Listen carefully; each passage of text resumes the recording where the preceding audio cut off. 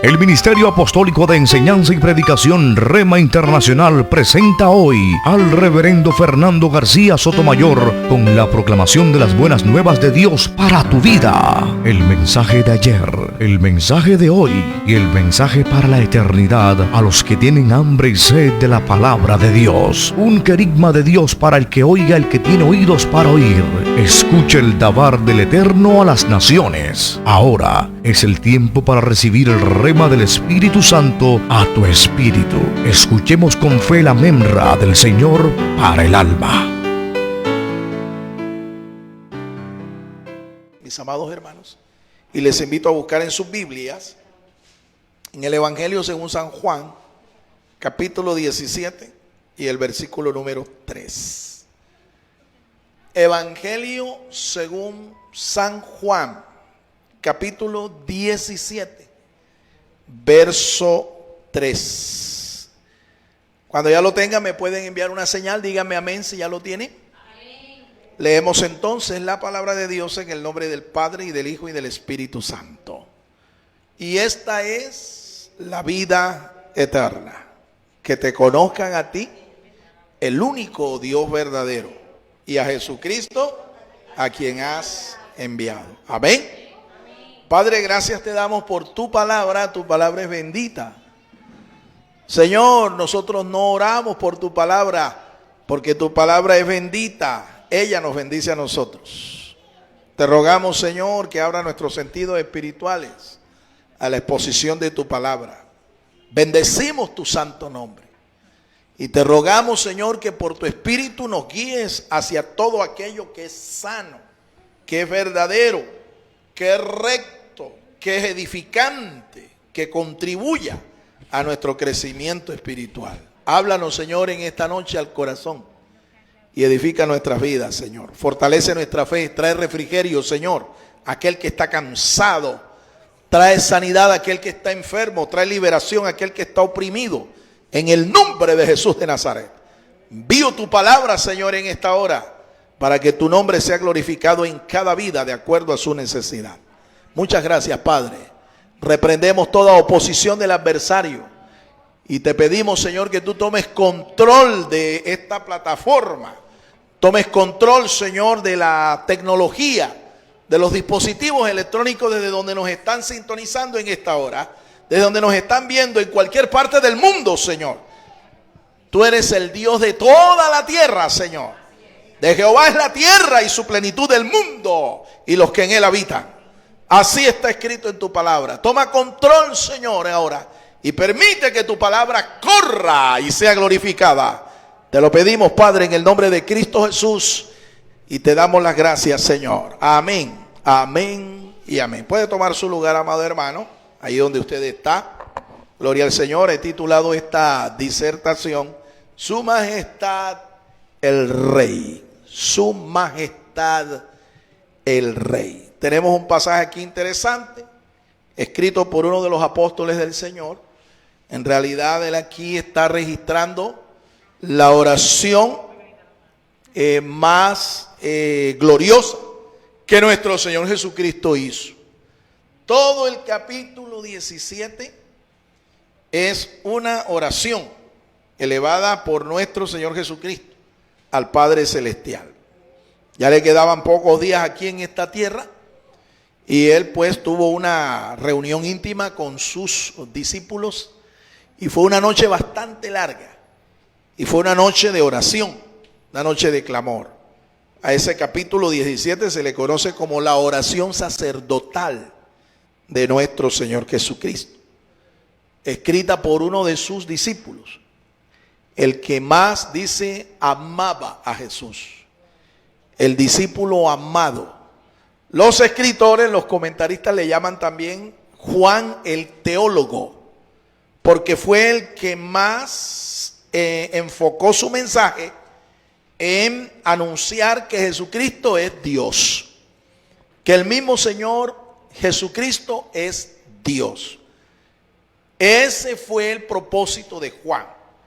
Enfocó su relato en el hecho de demostrar que Jesucristo es Dios.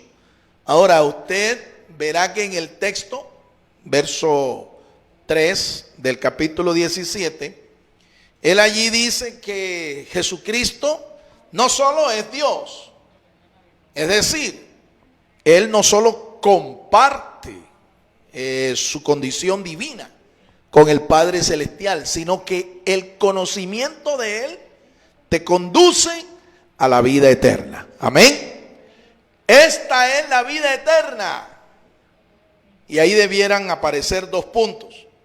Pero el sentido está claro. Aunque no estén gramaticalmente dos puntos allí, el texto nos dice que la vida eterna no consiste en prolongación de días. No, dice esta es la vida eterna. ¿Sí están los dos puntos? Ah, bueno, discúlpeme. ¿Sí? Es que yo tengo la estructura mental del pasaje. ¿Sí? Yo estoy ciego, ustedes lo saben. Pronto algunas personas me ven y dicen, ay, pero no parece. No parece, pero sí, yo estoy ciego. ¿Sí? Y mi visión ahora es más espiritual que natural, ¿no? Sé que está escrito allí. Esta es la vida eterna. Y describe qué es la vida eterna. La descripción del pasaje es que la vida eterna no se trata de tener muchos días. ¿Sí? Días sin fin. No. Vida eterna es conocer a Jesucristo. ¿Ve? A quien Dios envió. ¿Dios quién? Dios el Padre. Dios el Padre envió a su Hijo, Jesucristo. Y el que conoce a Cristo, a quien Dios el Padre envió, este tiene vida eterna. A su nombre, a su nombre. ¿Cuántos conocen aquí a Jesucristo? Bien, conocerlo no es solamente saber la historia de que Él nació allá en Belén de Judea, que murió en una Semana Santa, allá en Jerusalén, crucificado, que se crió en Nazaret. No es solo conocer la historia. Conocer a Jesús significa tener una experiencia personal con Él, un acercamiento personal con Él, permitir que su Espíritu nos transforme, permitir que su Espíritu entre en nosotros. Eso es tener vida eterna, eso es tener la salvación de nuestra alma. Gloria sea el nombre del Señor. Ahora bien, hay muchas maneras de honrar a una persona. Hay muchas formas de honrar a una persona. Por ejemplo, si esa persona representa una autoridad, puede ser, por ejemplo, una autoridad política. Sí, hay formas de honrar a un político en su oficio, en su profesión. Hay formas de honrarlo. Y algunos le otorgan unos títulos a este tipo de personas. ¿Sí? Le llaman, a estas personas le llaman los líderes o lideresas, si son mujeres. Les llaman presidentes, le llaman dirigentes, le llaman parlamentarios, le llaman diputados, etcétera, etcétera, etcétera. Cuando se le da un título a esta persona, lo que se está es honrando, se le está dando honor. Ahora, si usted mira en el campo de, por ejemplo, los organismos castrenses, las fuerzas militares, ¿sí? El ejército, la escuela naval, la infantería de marina, etcétera, etcétera. Hay formas de honrar a aquellos que ejercen autoridad en ese campo. ¿Ve? Entonces se le llaman a algunos de estas personas, los dirigentes se le llaman generales, capitanes, en fin, son diferentes formas. Cada título, comandante, etcétera, lo que está procurando es honrar a esa persona, honrarlo. En el campo de la ciencia, por ejemplo, hay formas también de honrar a una persona. Sí, hay una academia de científicos allá en Europa que cada año conceden lo que se llama el Premio Nobel de la Ciencia, de las diferentes disciplinas científicas, medicina, química, física, etcétera, etcétera, etcétera. Y todos los años hay un reconocimiento a una persona en especial y se le concede el llamado Premio Nobel. Por ejemplo, aquí en Colombia nosotros tuvimos hace unos años atrás el reconocimiento de uno de nuestros más grandes literatos, el escritor costeño llamado Gabriel García Márquez. autor del libro 100 años de soledad y otros libros más. Este señor fue reconocido por la Academia de Literatos con el Premio Nobel de la Literatura. Premio Nobel, ¿sí? ¿Qué son entonces todas estas cosas? ¿Qué son entonces todos estos reconocimientos? ¿Qué son todos estos títulos? Formas de honrar a una persona. Nos preguntamos entonces, ¿y en qué forma nosotros podemos honrar, ¿sí?, a nuestro Dios? ¿En qué forma podemos honrar al Señor Jesucristo? ¿Cómo lo podemos honrar nosotros? Bueno, alguien me podrá decir, bueno, yo honro al Señor sirviéndole, amándole, siendo su discípulo. Bueno, muy bien, esa es una forma de honrar. Pero la Biblia, en esta noche, nos va a mostrar 3 formas en las que al Señor se le puede honrar, concediéndoles 3 títulos honoríficos. 3 títulos de honor. Esos 3 títulos de honor están registrados en la palabra de Dios y repito, son formas para honrar, para rendir dignidad a aquel que es nuestro Dios, el Señor Jesucristo. ¿Quieren conocerla ustedes en esta noche? ¿Cuáles son esos títulos? Número 1, a los que toman nota.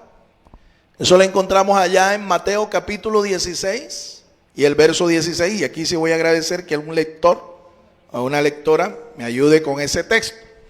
Mateo capítulo 16, verso 16. Yo lo sé de memoria, pero quiero que lo lea otro. Quiero que lo lea una de nuestros hermanos acá. Respondiendo Simón Pedro dijo: Tú eres el Cristo, el Hijo del Dios viviente. Amén. Tú eres el Cristo, el Hijo del Dios viviente. El versículo empieza diciendo que es una respuesta. ¿Ve? Y respondiendo Pedro, en esta ocasión. ¿Quién era Pedro? Pedro era uno de los discípulos del Señor. Tal vez el mayor en edad de todos los discípulos. San Pedro. ¿Sí? Él era pescador de oficio. Y Jesús en una ocasión los reunió. ¿Sí? Y les hizo la pregunta: ¿quién dicen los hombres que es el Hijo del Hombre? ¿Quién dicen los hombres que es el Hijo del Hombre? Entonces comenzaron a responderle a Jesús. Bueno, unos dicen que eres Jeremías, un profeta de la antigüedad, muy reconocido. Otros dicen que tú eres Elías. En fin. Y finalmente, cuando el Señor escuchó de ellos varias respuestas de lo que decía la gente, Él se remitió a ellos, al círculo de sus más cercanos, los que estaban con Él. ¿Y quién dicen vosotros, ustedes? ¿Quién dicen ustedes que es el Hijo del Hombre? Y Pedro, inspirado, iluminado del cielo, le dijo, respondiendo: tú eres el Cristo. Y aquí está el primer título. ¿Ve? El Cristo. Tú eres el Cristo, el Hijo del Dios vivo, el Hijo del Dios viviente.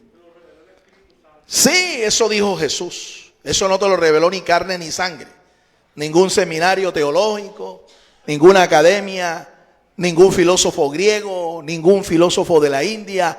No, eso te lo reveló el Espíritu de Dios, el Espíritu Santo.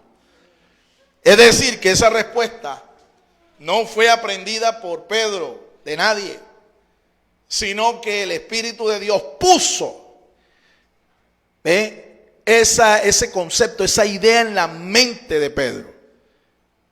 Ahora, quiero que sepan que el único que conoce nuestra mente es Dios. Él es el único que conoce nuestros pensamientos. Ningún otro ser, incluyendo al diablo, conoce lo que tú tienes en tu mente. Por eso es que hay un llamado en la palabra de Dios a nosotros mantener nuestra mente conectada con el Señor. Porque Satanás no conoce nuestros pensamientos, pero él los puede influir. Él puede enviarte pensamientos de mal. La Biblia le llama a eso dardos de fuego. Esa es una forma metafórica para referirse a esas ideas, a esos pensamientos que vienen del príncipe de las tinieblas, de Satanás. A la mente de Pedro entonces vino un pensamiento del Espíritu de Dios, un influjo, por así decirlo, una inspiración. Y Pedro abre su boca de una manera instintiva y le dice al Señor: tú eres el Cristo, el Hijo del Dios viviente. Me quiero enfocar en esa primera expresión, el Cristo. ¿Qué significa esa frase? Esa expresión, Cristo. Cristo significa el ungido de Dios. Cristo significa el ungido de Dios. De manera que cuando nosotros decimos Jesucristo, ¿qué es lo que estamos diciendo en realidad? ¿Cuál es el significado de ese nombre? Jesús, el ungido. Jesús, el ungido. Pero ¿el ungido de quién? ¿El ungido de qué? Y usted debe entender que se trata es del ungido de Dios. Pero ¿quién era el ungido de Dios? ¿Eso qué importa? ¿Qué tiene que ver con nosotros ese significado de esa expresión? El ungido.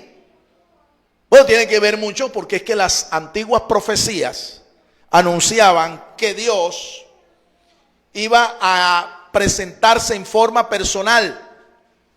Dios se iba a hacer hombre, Dios se iba a encarnar entre los hombres.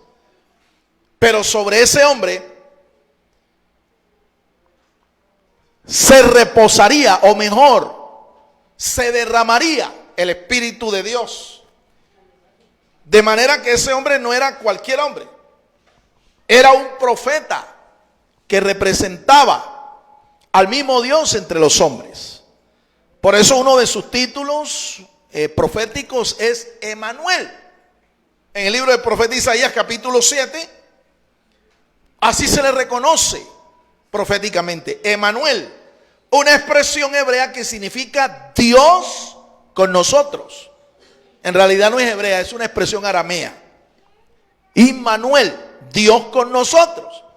Es que en la persona de Jesús, quien iba a estar no era un simple hombre. No, era el mismo Dios hecho hombre en medio de los hombres. A su nombre, a su nombre.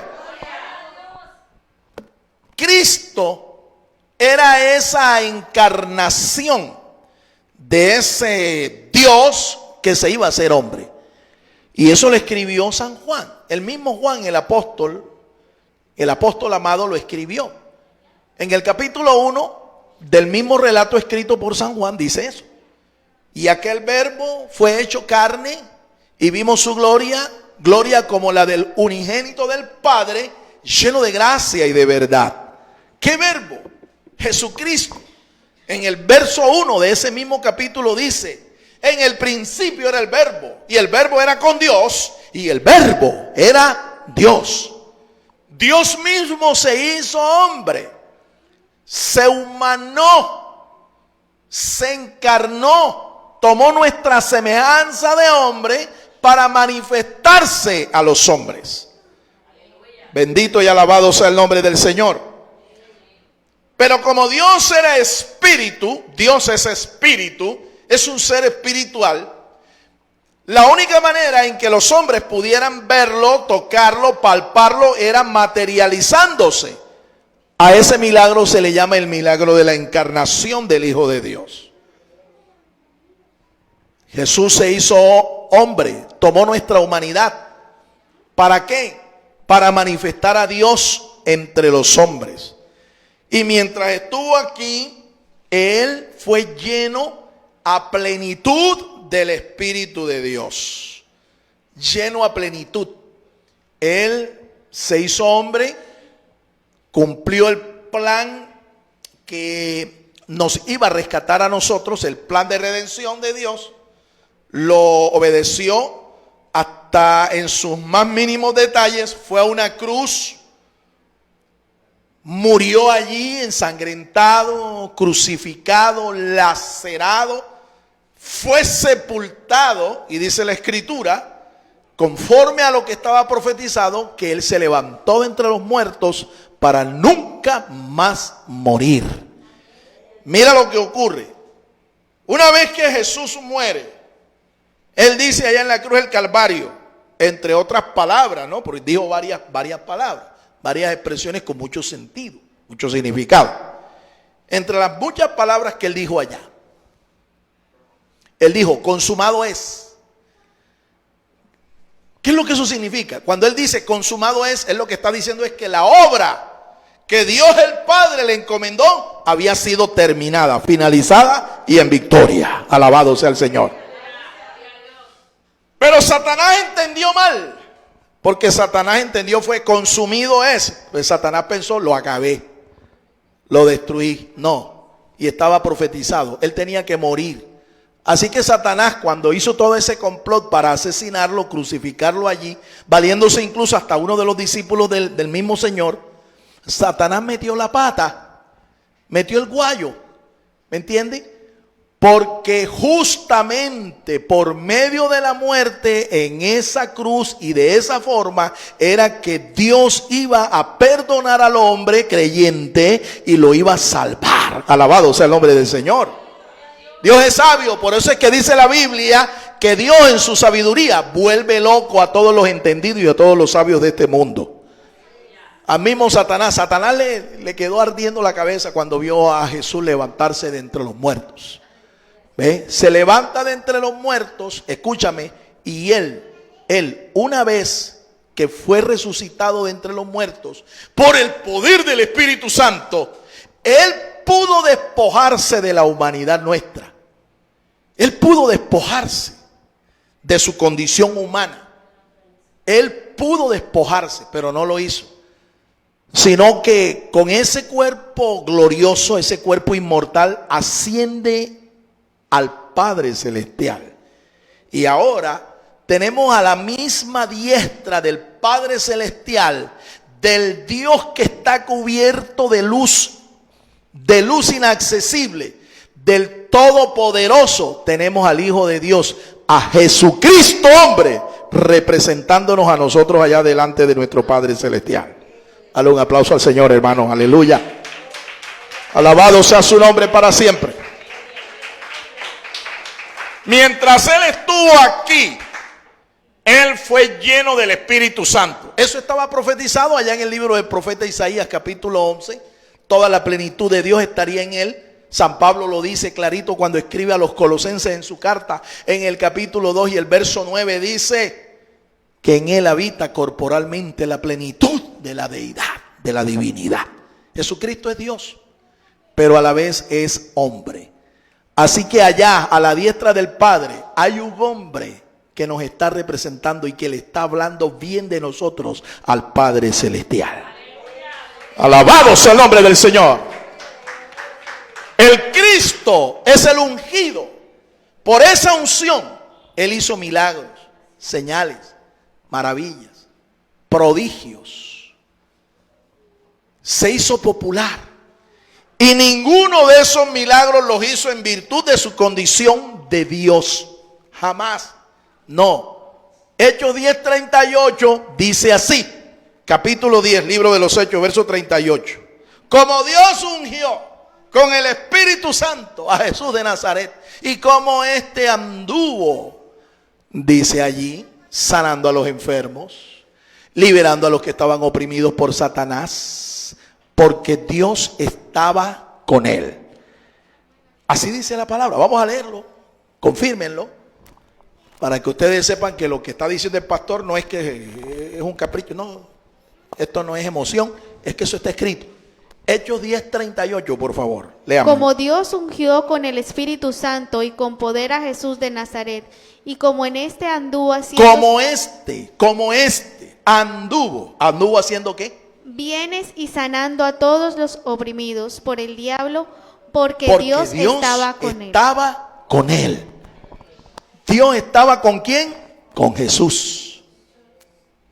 ¿Y con qué fue ungido él?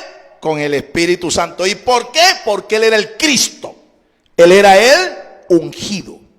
Esta expresión también viene del hebreo Mashiach o Mesías. ¿Sí? Mesías. Se escribe o se pronuncia en hebreo Mashiach. Mashiach es la expresión hebrea equivalente a Cristo, el ungido. Significa exactamente lo mismo.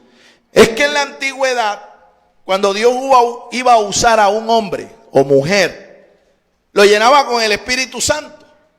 Y esta persona, Dios la llamaba a veces para ejercer el papel de rey, de sacerdote, de juez o de profeta. ¿A quién se ungía? A los reyes, a los profetas, a los jueces, a los sacerdotes. Jesús vino, escucha, cuando él se encarnó, vino en calidad de profeta, vino en calidad de sacerdote y vino en calidad de rey. Y un día vendrá por segunda vez en calidad de juez. Alabado sea el nombre del Señor. El Cristo, el Mesías, el ungido, ese es tu Dios. Ese es mi Dios. Ese es nuestro Dios. A su nombre. Oh, gloria al Señor. Vamos al segundo título. Segundo título, ese está ya en Filipenses capítulo 2, verso 11. Vamos allí y vamos a leer el texto.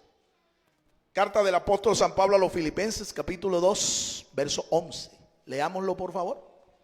Y toda lengua confiese que Jesucristo es el Señor, para gloria de Dios Padre. Amén. Toda lengua confiese. ¿Qué es lo que tiene que confesar cada lengua? Que Jesucristo es ¿qué? Dígalo conmigo, el Señor. El Señor. El Señor. Para gloria de Dios, el Padre. Señor. Bueno, señores hay muchos, ¿no? En la historia ha habido muchos señores. Señores se le llamaba a aquellos terratenientes en la Edad Media, dueños de grandes porciones de tierra.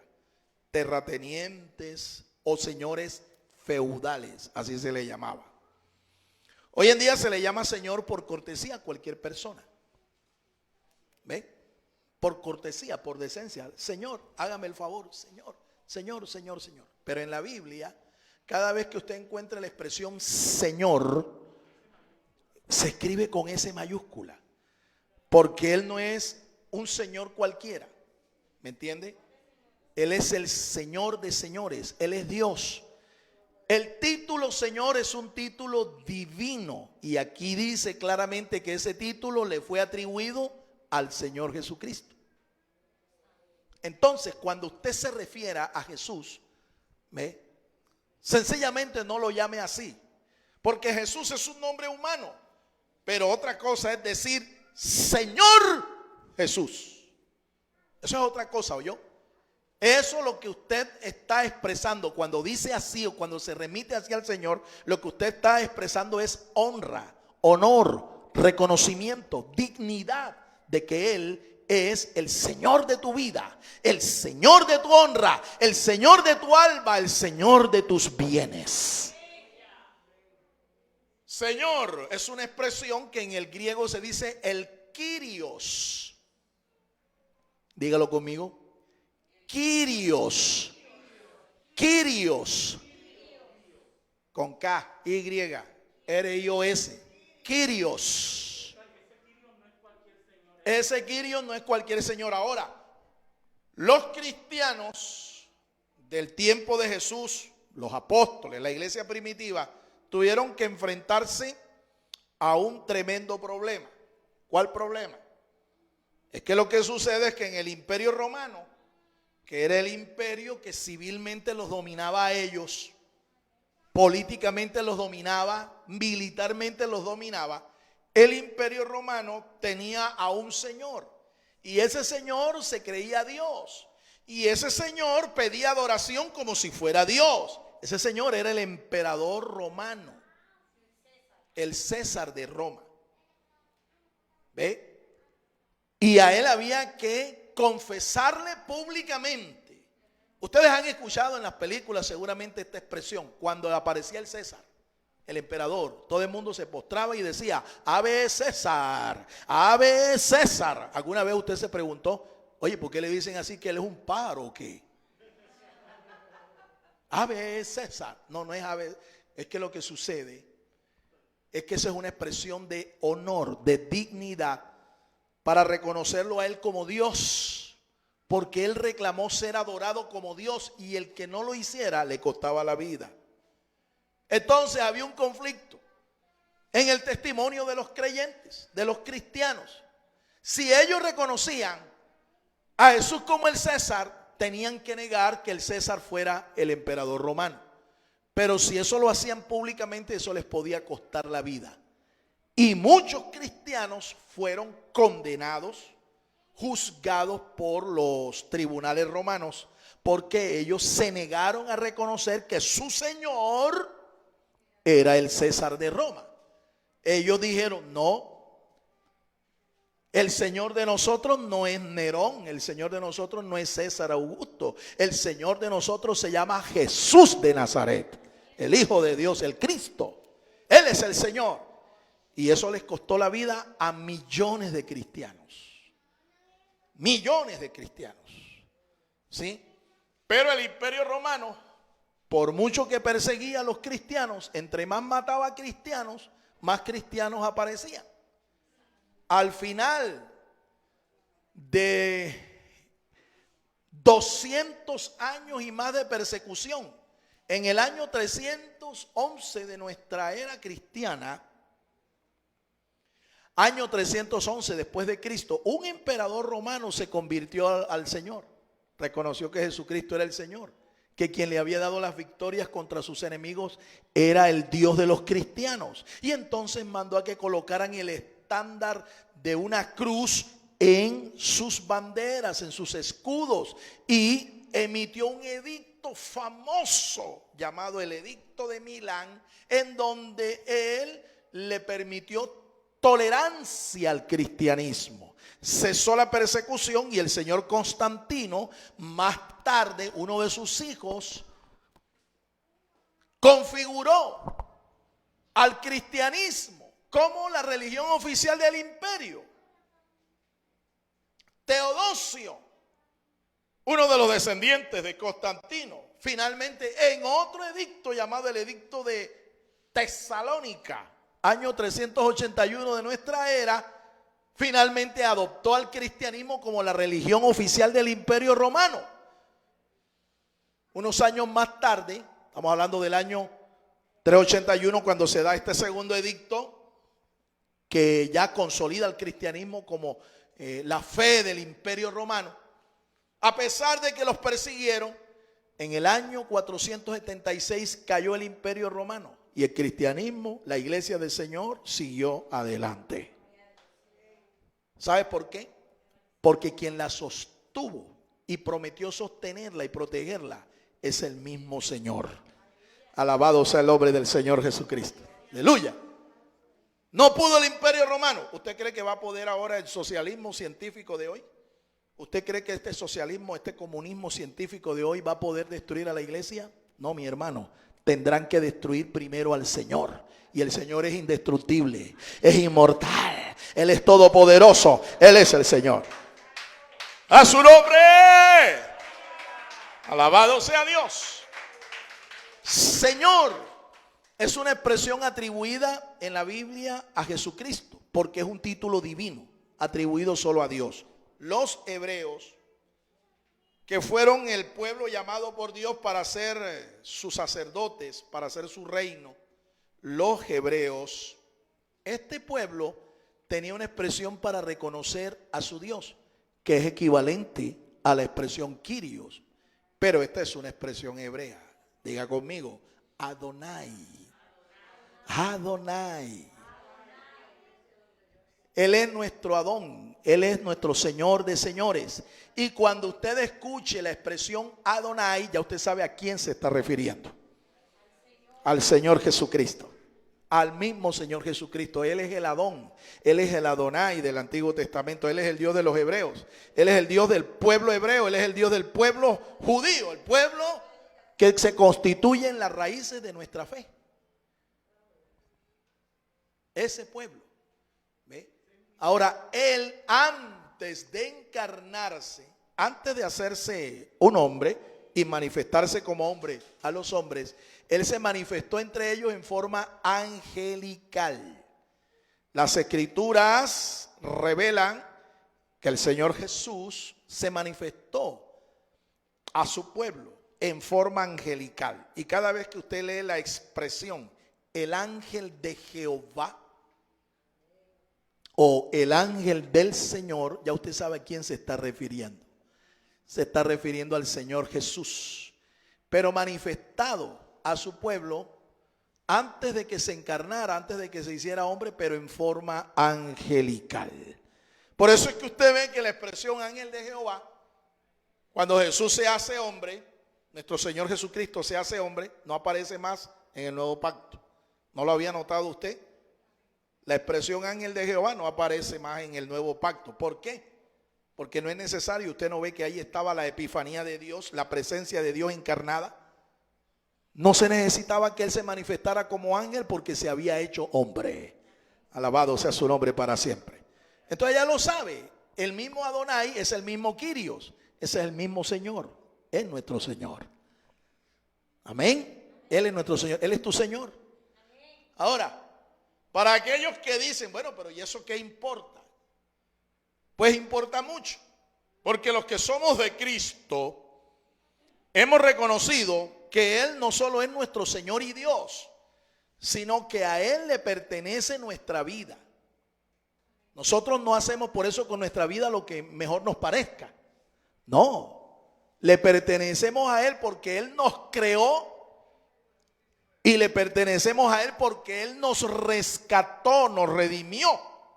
Así que le pertenecemos por doble vía.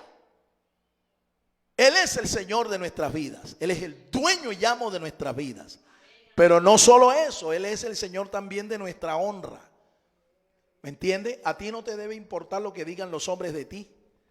Si tú eres cristiano y tú profesas la fe en Cristo Jesús, seguro que vas a tener muchas críticas, vas a tener muchos señalamientos, se van a burlar de ti, te van a tener en poco, te van a rechazar.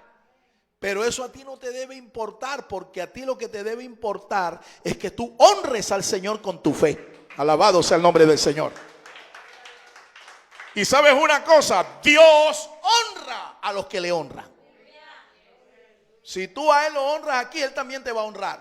Pero si tú le rechazas, si tú le niegas, Él también te negará a ti un día.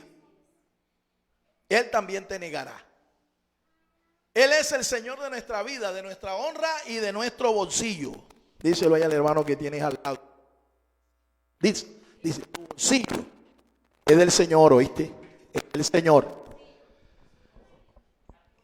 Por eso cuando a ti se te llama a ofrendar, a pagar diezmos, a ofrecer votos, promesas al Señor, a pagar primicias, usted siempre debe pensar, Dios me está dando la oportunidad de bendecirlo y de bendecirlo con lo que Él me da, porque lo que yo tengo no es mío, todo le pertenece a Él. Yo aquí sencillamente lo que soy es un simple administrador de Jehová, del Señor en la tierra, su plenitud, el mundo y los que en Él habitan. Mía es la plata, dice el Señor, y mío es el oro. Nada es de nosotros. Pero algunos aquí se creen los señores dueños del mundo. Pobrecitos. Cuando se mueren, nada de eso se lo llevan, mi hermano. Todo eso se queda aquí. Y así como vinieron a este mundo desnuditos, así se van. ¿Y te das cuenta? ¿De qué le vale al hombre, dice el Señor, ganar todo el mundo y perder su alma? ¿De qué te vale? De nada. Es mejor entonces que aunque tú no seas rico, ¿verdad? Aunque tú no seas millonario, ¿ve? Si tú tienes amor, tienes fe. Si tienes fe, tienes esperanza. Y si tienes esperanza, está el Señor. Y donde está el Señor, no hace falta nada. ¿Tú lo crees, mi amado hermano? Dale un aplauso fuerte al Señor en esta noche. Aleluya.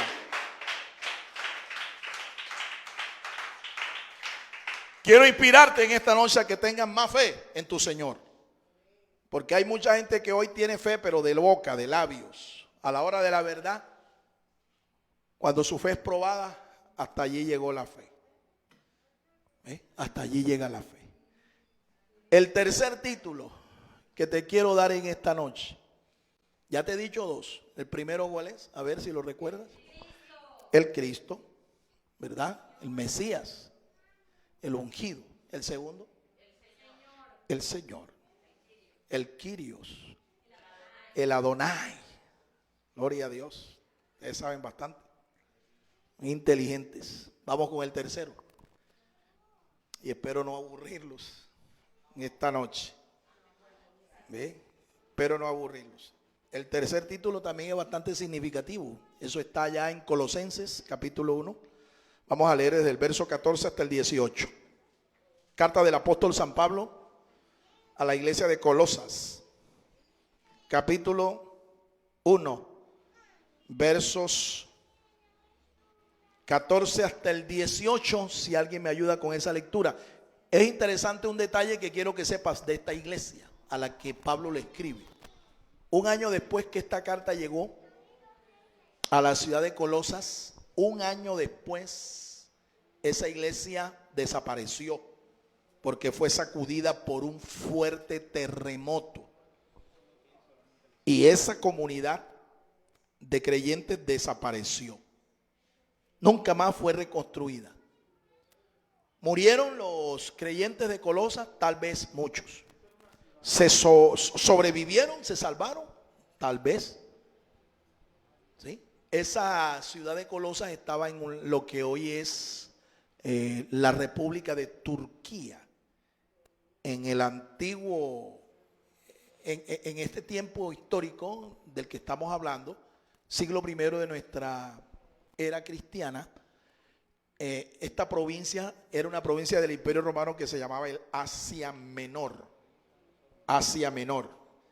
Y ahí habían 8 prominentes iglesias. 8. Una de las cuales desapareció. Usted ha leído el libro de Apocalipsis. Los capítulos 2 y 3 mencionan 7 nombres de 7 iglesias que estaban ahí en esa provincia. En la península de lo que hoy es Turquía. Turquía. ¿Sí? Turquía. Por ahí hay un culto. Silencio, por favor. El que cierra la boca y abre sus oídos aprende bastante. Estamos escuchando la palabra de Dios. Turquía. Turquía. ¿Sí? Ahí estaba Colosas. Pero esa ciudad desapareció. Y justamente un año después que Pablo les escribe esta carta. Entonces es como, digamos, el mensaje de última hora el que les envió Pablo, inspirado del Espíritu Santo, a esta comunidad. Vamos a leer capítulo 1, versos 14 al 18. Ahí está el último de los títulos que honran al Señor Jesús. Adelante. En quien tenemos redención por su sangre, el perdón de pecados. Él es la imagen del Dios invisible, el primogénito de toda creación. ¿El qué?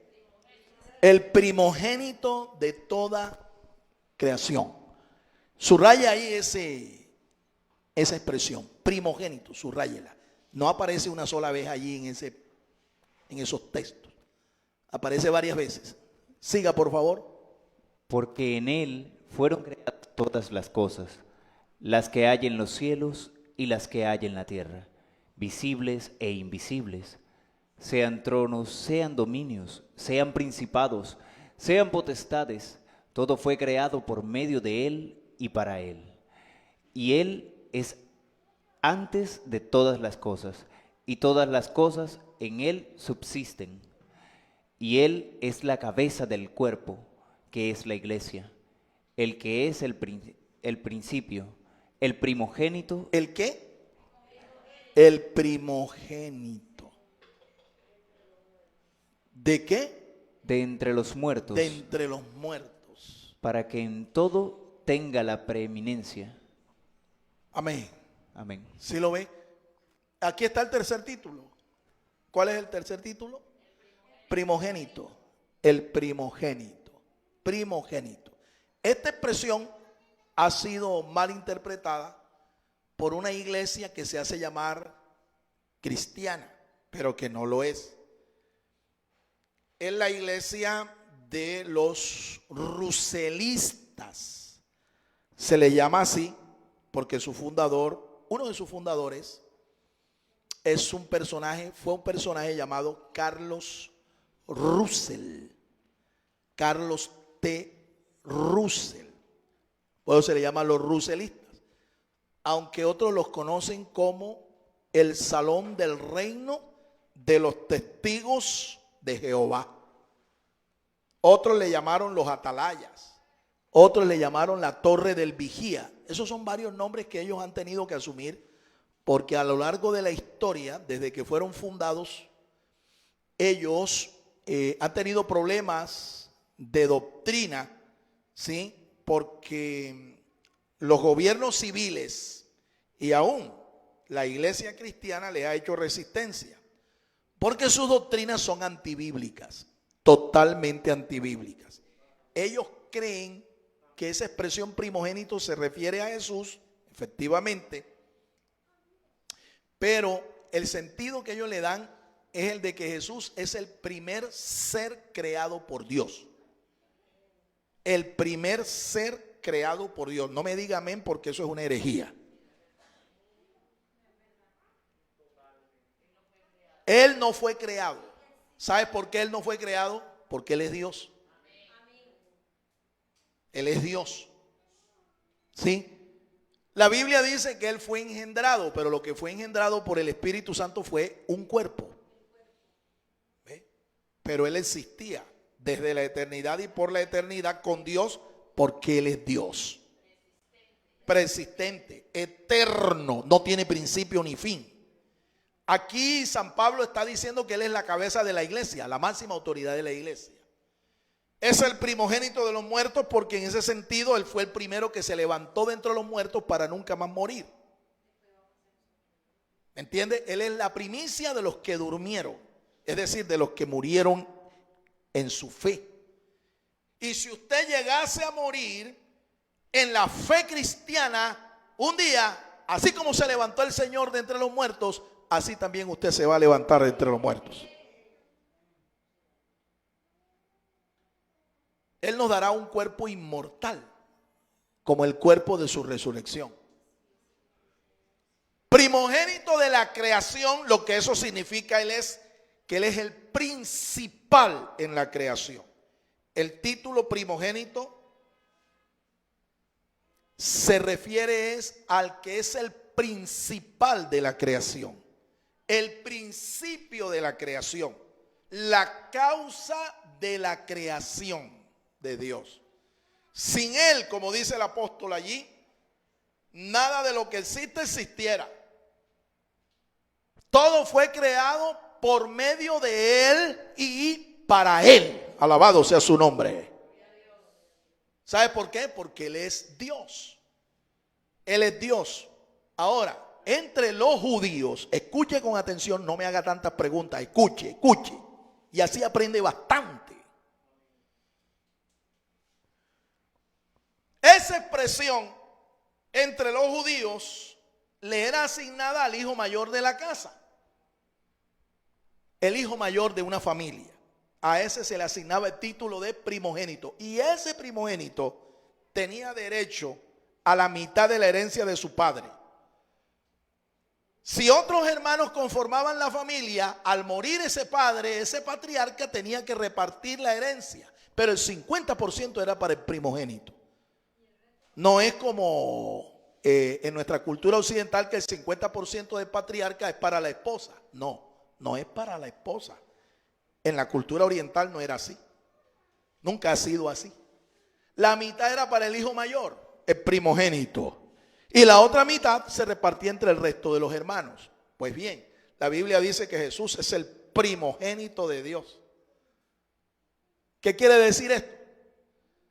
Que toda la mitad de la herencia, de las riquezas de Dios le pertenecen a Él. La otra mitad es para nosotros. ¿Sabe por qué? Porque nosotros hemos sido adoptados legalmente en Él. Y al ser adoptados legalmente en Él, tenemos derecho también a la herencia, pero no la herencia que el Padre le dio a Él, sino el otro 50%. A su nombre. ¿Estás aprendiendo, hermano? Dígame amén. ¿Estás aprendiendo? Amén. Gloria al Señor. Así es que se aprende. Así es que se aprende. Oyendo, oyendo, oyendo, oyendo. Pero si usted está hablando, mientras usted habla, por un oído le entra y por otro le sale. ¿Me entiende? Entonces vamos a tener un poquito de más disciplina para aprender y no tener ese oído de camaleón, ese oído de tubo, que por uno le entra y por otro le sale. O esa mente de teflón, ¿me entiendes? Tú sabes que al teflón no se le pega nada. A su nombre, a su nombre. Amén, gloria a Dios. Bien, entonces, cuando la Biblia atribuye el título de primogénito a Jesús, no es porque Él sea el hijo mayor de la casa, sino porque Él es el principal. Y te voy a demostrar con 3 ejemplos que primogénito no necesariamente significa el hijo mayor, el primero en nacer. No. En la familia de Abraham, por ejemplo, Abraham tuvo 2 hijos. ¿Cómo se llamaba los hijos de Abraham? Ismael fue el primero que nació. Ese es el primogénito. ¿Me entiende? ¿Y el otro quién era? Isaac. Pero ¿quién llegó a ser realmente el primogénito? ¿El mayor? No, señor, no fue el mayor. El mayor era Isaac, pero el que llegó a ser el primogénito fue el menor, el hijo de la promesa. Ahí tienes el primer ejemplo. Segundo ejemplo, Isaac también tuvo 2 hijos. ¿Cómo se llamaban ellos? Ellos eran gemelos, Esaú y Jacob. Y Esaú era el mayor, fue el primero en nacer. Cuando nace, el hermano se le trenza del talón, diciendo, tú no me vas a ganar la carrera, pero se la ganó. ¿Me entiende? Nació primero Esaú, pero ¿quién llegó a ser el primogénito? Jacob llegó a ser el primogénito, y van 2 ejemplos. Van 2. Ahora te voy a dar otro ejemplo. Resulta que Jacob tuvo también 12 hijos y una hija. ¿Me entiende? Tuvo 12 hijos y una hija. ¿Quién fue el primogénito? Vaya ya al capítulo 49 del libro de Génesis, ahí se da cuenta. Simeón creo que era, o Rubén, el mayor, el primogénito. Pero resulta que él perdió la primogenitura. ¿Y a quién se la dio el patriarca Jacob? ¿A quién se la dio? A José. Y José era uno de los menores. Uno de los menores en edad. ¿Verdad? De los últimos. Entonces, con 3 ejemplos bíblicos te demuestro que no siempre el mayor es el primogénito. Que lo que significa la expresión primogénito atribuida a Jesús es que Él es el principal de todos los hijos de Dios. El príncipe de los hijos de Dios, el más distinguido, el más ilustre, el más destacado, la cabeza de toda la familia de los hijos de Dios. Los testigos de Jehová están errados, están torcidos. Y todas sus doctrinas lo están torcidas, no te llevan a ningún cielo. ¿Me escuchaste? No te llevan a ningún cielo.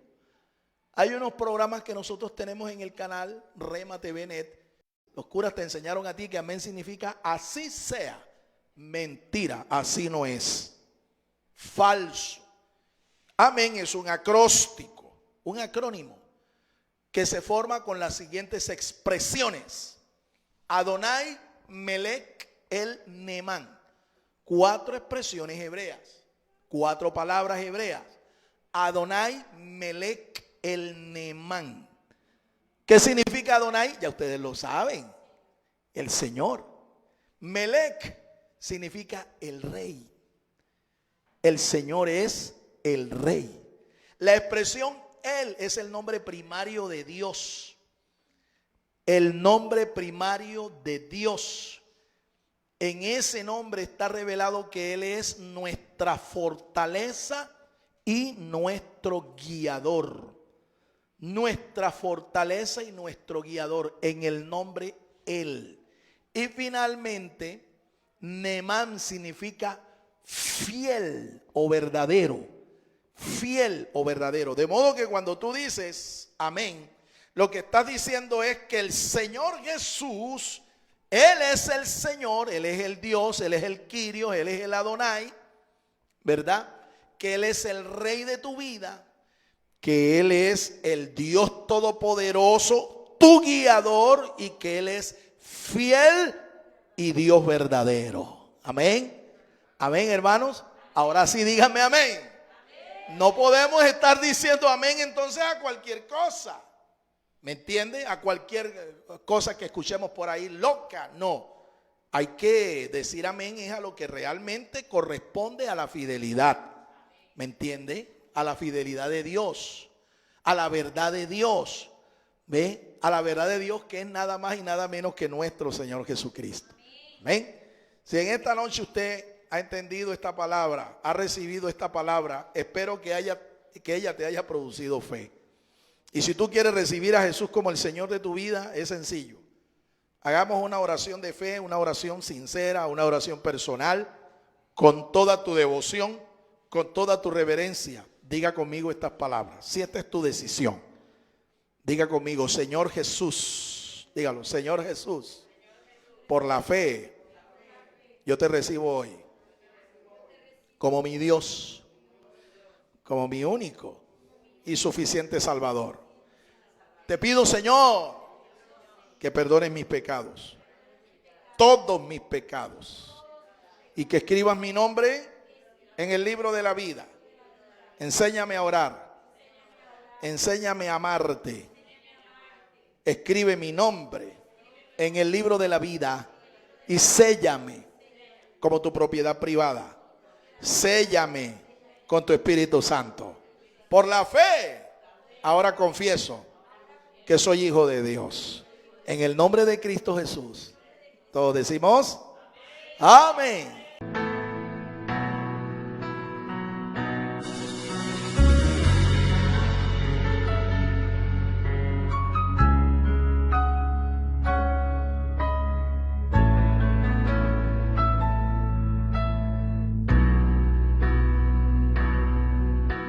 Usted también puede sembrar personalmente sus generosos donativos a la cuenta de ahorros número 487-5031-5995 de Bancolombia, a nombre de Fernando García Sotomayor. Sus ofrendas y sus oraciones sostienen nuestro ministerio.